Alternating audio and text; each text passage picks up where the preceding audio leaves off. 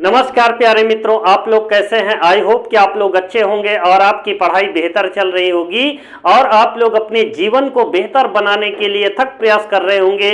प्यारे मित्रों, आज आप लोगों के लिए एक बेहतरीन सेशन लेकर आए हूं। जैसा कि आप जानते हैं कि आप लोगों को आप प्रतिदिन जो है साइंस से संबंधित कुछ ऐसे महत्वपूर्ण प्रश्न लेकर आते हैं, लेकिन आज आप लोगों के लिए जियोग्राफी से संबंधित उस महत्वपूर्ण टॉपिक्स को लेकर आया हूं जहां से एग्जाम में बार बार प्रश्न पूछे जाते हैं। और प्यारे मित्रों, आपको सामने से व्हाइट बोर्ड पर दिख रहा होगा, आज का जो मेरा टॉपिक्स है वो जैव मंडल से संबंधित है। जी हां, किससे? जैव मंडल आरक्षित क्षेत्र।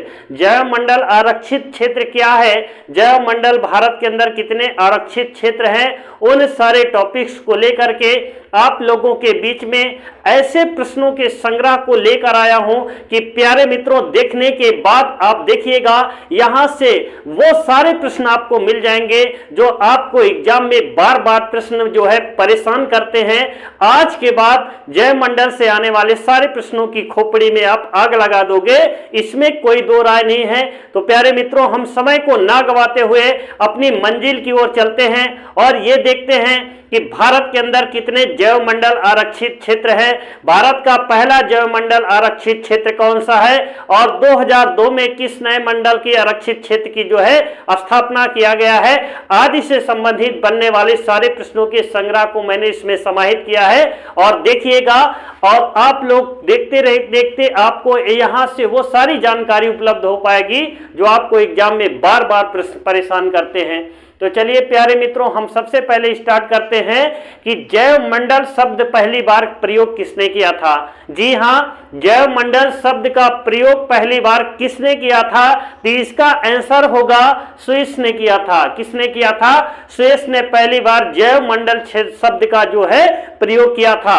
और अगला प्रश्न क्या है, जैव मंडल किसे कहते हैं? जी हां, जैव मंडल आखिर किसे कहा जाता है? आपको एग्जाम में यहां से प्रश्न देखने को 100% मिल सकता है कि जैव मंडल किसे कहा जाता है। तो इसका आंसर है जहां पर विभिन्न प्रकार के जीव जंतुओं एवं वनस्पतियों की सुरक्षा की जाती है, उसे जैव मंडल आरक्षित क्षेत्र कहा जाता है या उसे जैव मंडल क्षेत्र कहा जाता है। इन सारे पॉइंट को आप ध्यान में रखते हुए काम कीजिएगा और अगले पॉइंट पर चलेंगे। और यहां पर क्या है, तीसरे नंबर पे एक जैव मंडल में शामिल होते हैं। जी हां, जैव मंडल में क्या क्या शामिल होता है, इन सारे पॉइंट को आप देखिएगा। और इसका आंसर क्या है, एक से अधिक अभयारण्य शामिल हो सकते हैं तथा एक से अधिक राष्ट्रीय उद्यान शामिल हो सकते हैं। जी हां, जैव मंडल जो आरक्षित क्षेत्र होता है, उस जैव मंडल आरक्षित क्षेत्र में एक से अधिक राष्ट्रीय उद्यान आ सकते हैं, एक से अधिक अभयारण्य आ सकते हैं। इसका मतलब यह है कि एक जैव मंडल आरक्षित जो क्षेत्र है, उन सारे क्षेत्रों के अंतर्गत एक से अधिक अभयारण्य को शामिल किया जा सकता है और एक से अधिक राष्ट्रीय उद्यान को शामिल किया जा सकता है। प्यारे मित्रों, आज का सेशन वेरी इंपॉर्टेंट है, एग्जाम की दृष्टि से बेहद महत्वपूर्ण है और आप लोग इसको वेरी इंपॉर्टेंट समझ 2-3 बार इस वीडियो को देखिएगा और आप लोग यहां से बनने वाले सारे प्रश्नों को एक एक करके उसकी खोपड़ी में आग लगा दोगे। तो चलिए प्यारे मित्रों, इसके आगे चलते हैं और ये देखते हैं चौथे नंबर पर भारत का सबसे छोटा जैव मंडल आरक्षित क्षेत्र कौन सा है। जी हां, भारत का सबसे छोटा जैव मंडल आरक्षित क्षेत्र कौन सा है, ये एग्जाम में 10 बार आ चुका है, इसलिए मैंने इस प्रश्न को इसमें शामिल किया है कि भारत का सबसे छोटा जैव मंडल आरक्षित क्षेत्र कौन सा है, उसको आप देखिएगा। इसका आंसर क्या है, डिब्रू-सैखोवा। जी हां, डिब्रू-सैखोवा भारत का सबसे छोटा जैव मंडल आरक्षित क्षेत्र है। डिब्रू-सैखोवा कहां है, तो याद रखना ये असम में है। कहां पर है प्यारे मित्रों, असम में है। यह भारत का सबसे छोटा जैव मंडल आरक्षित क्षेत्र है। अब इसके बाद आगे चलते हैं और देखते हैं जैव विविधता अधिनियम। जी हां, मैंने इस प्रश्न को इसमें शामिल कर लिया है क्योंकि ये प्रश्न भी वेरी इंपॉर्टेंट है और ये अधिनियम बहुत बार पूछा जा चुका है, तो इसलिए मैंने इसको शामिल किया है कि भारत में जैव विविधता अधिनियम कब आया। जी हां, जैव विविधता अधिनियम 2002 में आया है। जी हां, जैव विविधता, आखिर जैव विविधता है क्या, इस पॉइंट को आप भी समझने का प्रयास कीजिए। तो मैं आपकी जानकारी के लिए बताना चाहता हूं कि जैव विविधता इसका मतलब यह है जहां पर विभिन्न प्रकार की हरा भरा पर्यावरण, जीव जंतु ये क्षेत्र पाए जाते हैं, उसे जैव विविधता क्षेत्र कहा जाता है। और याद रखना, इन सारे पॉइंट को आप ध्यान में रखते हुए कार्य कीजिएगा, ताकि यदि यहां से प्रश्न आता है तो आप उसकी पूरी खोपड़ी में आग लगा दोगे, इसमें कोई दो राय नहीं है। अगर अधिनियम पूछेगा तो मेरे प्यारे मित्रों 2002 में आपको टिक करना है।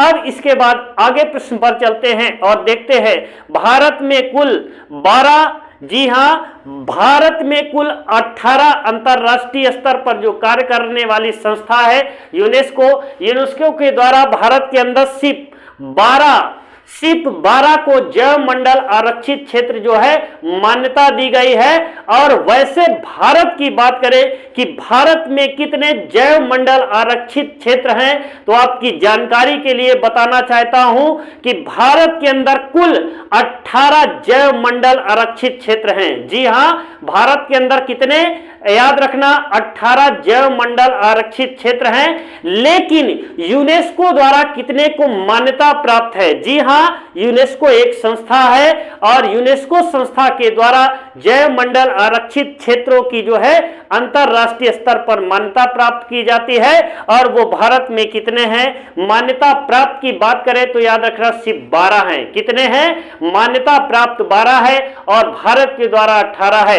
अगर मान्यता प्राप्त की बात करें तो अगर प्रथम की बात करें तो यह नीलगिरी पर्वत है। नीलगिरी याद रखना कब शामिल किया गया है? ये 2000 में शामिल किया गया है। इसे अंतरराष्ट्रीय यूनेस्को द्वारा मान्यता प्राप्त है। इस पॉइंट को ध्यान में रखिएगा। और याद रखना दूसरा कौन है? मन्नार की खाड़ी है। मन्नार की खाड़ी को अंतरराष्ट्रीय मान्यता 2001 में प्राप्त की गई है। और याद रखना जो लास्ट में 12वां की बात करें तो याद रखना पन्ना है।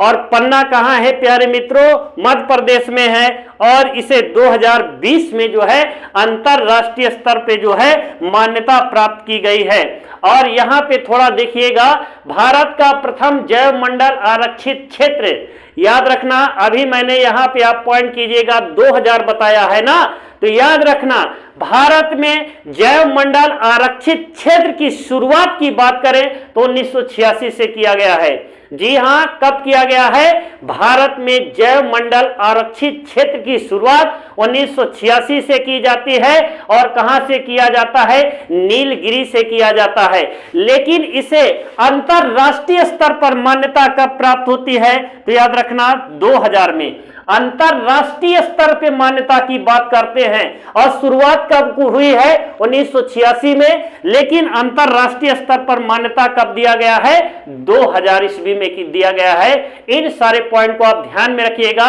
अगर शुरुआत की बात करेंगे 1986 से किया गया है। अगर मान्यता प्राप्त की बात करें तो पहला मान्यता प्राप्त 2000 ईस्वी में कौन है? याद रखना नीलगिरी क्षेत्र है। इन सारे पॉइंट को ध्यान में रखते हुए मेरे प्यारे मित्रों आप लोग इसको देखिएगा और इसका मतलब थोड़ा देख लीजिए।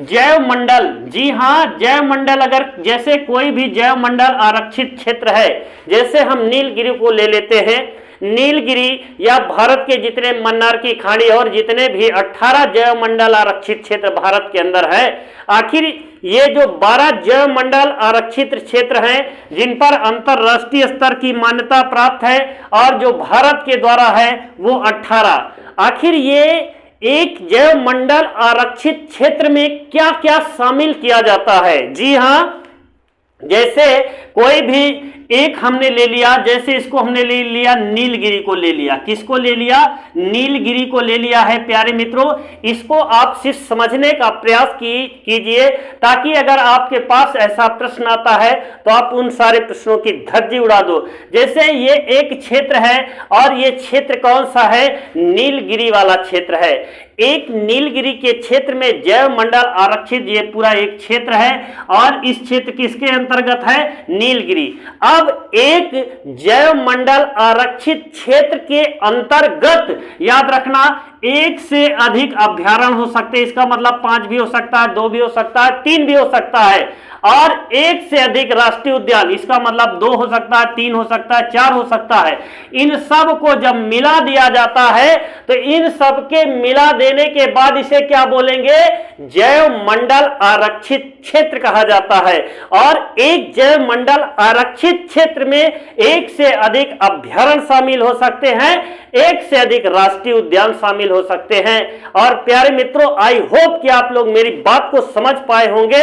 और मैं आपको थोड़ा और जानकारी देना चाहता हूं। और जानकारी क्या है प्यारे मित्रों? उस जानकारी को आप देखिएगा।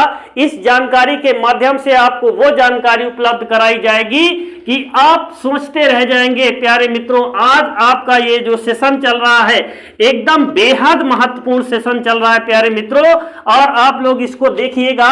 हम जैव मंडल आरक्षित क्षेत्र को एक केंद्र के माध्यम से समझने का प्रयास करेंगे। जैसे ये देखिए, एक गोला हो गया, इस गोला के ऊपर एक दूसरा गोला हो गया, और इस दूसरे गोले के ऊपर एक तीसरा गोला हो गया। और ये समझ लीजिए, ये जो तुम्हारा पूरा गोला सा बन गया है, ये क्या बन गया है? जैव मंडल आरक्षित क्षेत्र बन गया है। क्या बन गया है? जैव मंडल आरक्षित क्षेत्र बन गया है। अब आपको यहां पर यह जानकारी उपलब्ध कराना है कि कहां पर लोगों का आवागमन हो सकता है, कहां पर लोग रह सकते हैं। इन सारे पॉइंट को आप ध्यान में रखते हुए कार्य कीजिएगा।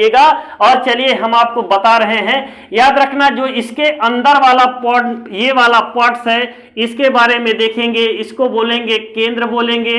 जी हां, इसको केंद्र बोलेंगे। इसके जो मध्य वाला है इसको बोलेंगे बफर कहा जाता है। दोनों के बीच में है ना, तो इसको बफर बोलते हैं। और जो ये बाहर वाला है इसको क्या बोलते हैं? संक्रमण बोलते हैं। क्या बोलते हैं? संक्रमण कहा जाता है। अब इसमें हम आपको यह बताना चाहते हैं, किसी भी जैव मंडल आरक्षित क्षेत्र में जो ये बाहरी वाला एरिया है जिसको संक्रमण कहा जाता है, याद रखना इसमें क्या हो सकता है? इसमें जंगल हो सकता है और साथ में क्या हो सकता है? बस्तियां हो सकती हैं, बस्तियां हो सकती है। और साथ में यहां पर कृषि की जाएगी, फसलें हो सकती हैं। और उसके बाद यहां पर मानव आवास हो सकता है। जी हां, कौन हो सकता है? मानव आवास भी यहां पर हो सकता है। इन सारे पॉइंट को ध्यान में रखिएगा। और इसके मध्यवर्ती भाग की बात करें तो याद रखना, यहां पर मछली पालन का कार्य हो सकता है।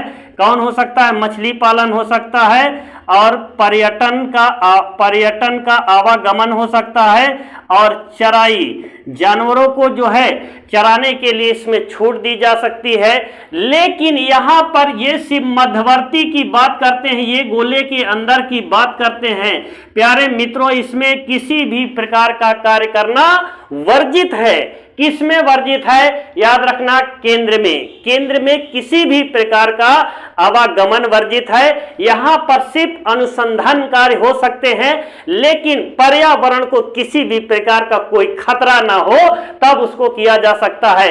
यह एक प्रकार का जैव मंडल आरक्षित क्षेत्र है प्यारे मित्रों। और आई होप कि आप लोग मेरी इन सारी बातों को समझ पाए होंगे कि इसके जो बाहरी वाला एरिया है, जो ये सब आपको बाहर की ओर से दिख रहा है, इसको क्या बोलेंगे? संक्रमण बोला जाता है। संक्रमण का मतलब है कि यहां जंगल भी हो सकते हैं, बस्तियां भी हो सकती हैं, कृषि भी हो सकती है, यहां मानव आवास भी हो सकता है। लेकिन इसके मध्यवर्ती भाग में मछली पालन का कार्य किया जा सकता है, पर्यटन घूम सकते हैं और जानवरों को चराने की छूट दी जाती है। लेकिन यदि मध्यवर्ती भाग की बात करें, केंद्र की बात करें, तो याद रखना यहां पर किसी भी प्रकार के मानव का आवागमन जो है बाधित होता है। यहां पर सिर्फ क्या हो सकता है? यहां पर सिर्फ अनुसंधान के कार्यों को किया जा सकता है, लेकिन उससे पर्यावरण को किसी भी प्रकार का कोई खतरा ना हो तब किया जा सकता है। आई होप कि मेरे प्यारे मित्रों, आज आप लोगों को यह सेशन पसंद आया होगा। और प्यारे मित्रों, आप लोगों को यह सेशन कैसा लगा है आप कमेंट बॉक्स में जरूर कमेंट करके बताइएगा। और यदि नए चैनल पर हैं तो हमारे चैनल को लाइक एंड सब्सक्राइब कर दीजिएगा और ज्यादा से ज्यादा लोगों के बीच में शेयर कर दीजिएगा। और आज की क्लास को यहीं पर विराम करता हूं। जय हिंद, जय भारत।